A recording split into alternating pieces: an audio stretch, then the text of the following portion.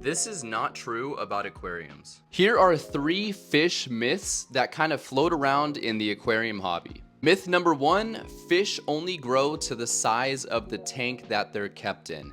This is not true. I could kind of see where a mix-up would happen, maybe keeping a tank that's small enough to stunt the growth of the fish, but it's not true. I've seen plecos or algae eaters in a 20-gallon tank that is 24 inches long, and the fish itself is like 10 inches, and it's gonna keep growing. You need an adequate enough aquarium and setup and a big enough setup for the fish that you're keeping. Myth number 2, smaller tanks are easier to keep than larger tanks. And I'm kind of a hypocrite with this one because I do advocate for nano or just smaller sized aquariums because it's typically cheaper to get into the hobby.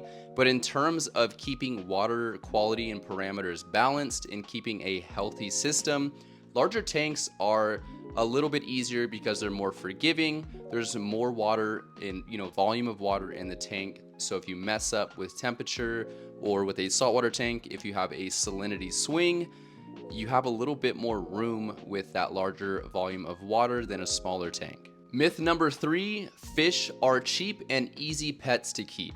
If you're doing it right, in my opinion, no pet is going to be cheap. Even if I was keeping a snail, I would still want a naturalistic, sizable setup for that snail. Call me crazy, but what's the point of keeping a pet if they're not going to flourish and thrive in their setup?